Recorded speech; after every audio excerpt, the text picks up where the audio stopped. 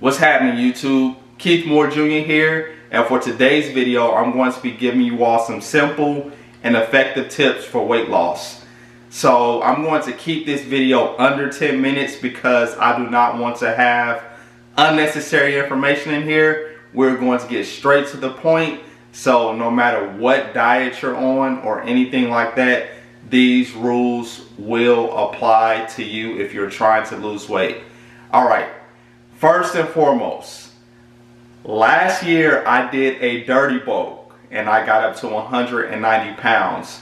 So I did not get up to 190 pounds by accident or because I just became lazy and less active.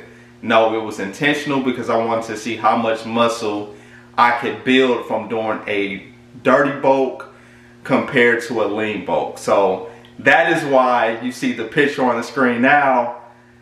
That's why I looked like that last year. Now this year I'm actually 160 pounds as of this morning, and I feel amazing. Now, before we get into the details of the video, I do not recommend dirty bulking for anyone unless you know what you're doing when it comes to cutting down, because it's not easy. Alright, now let's get to the first tip. You need to be in a caloric deficit. Everyone watching this video, if you're trying to lose weight, I want you to get one thing. First and foremost, you can get this off Amazon.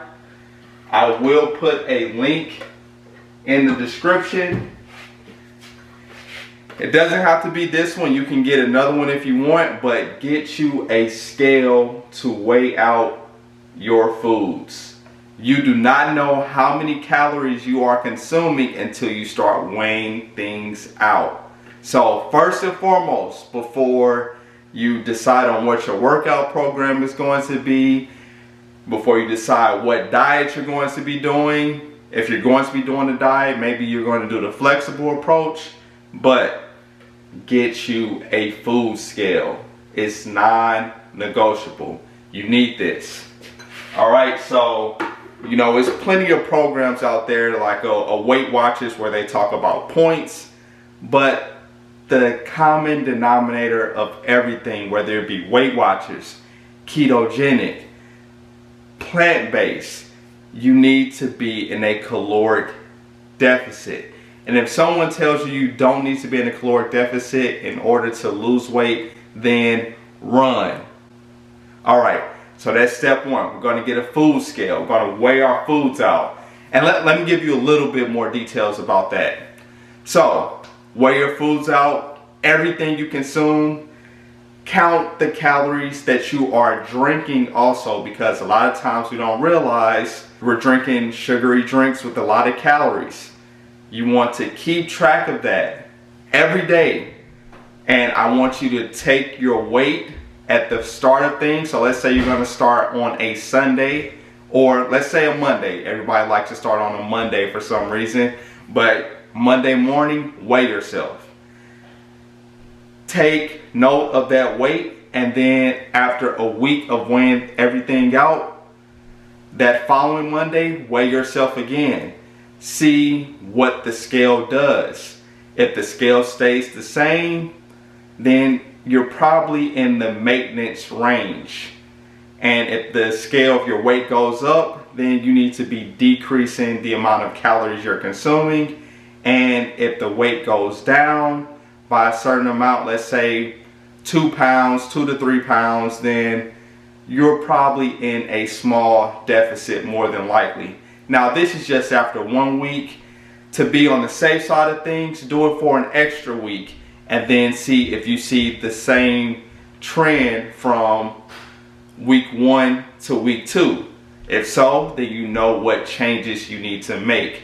If you are at maintenance, then you can reduce about 250 to 500 calories depending on how fast you're trying to lose the weight. Now, I'll go over that in a separate video on why I like to lose weight slowly, because I try to focus on fat loss. So I do not go into huge caloric deficits because I want to maintain my strength in the process of losing fat.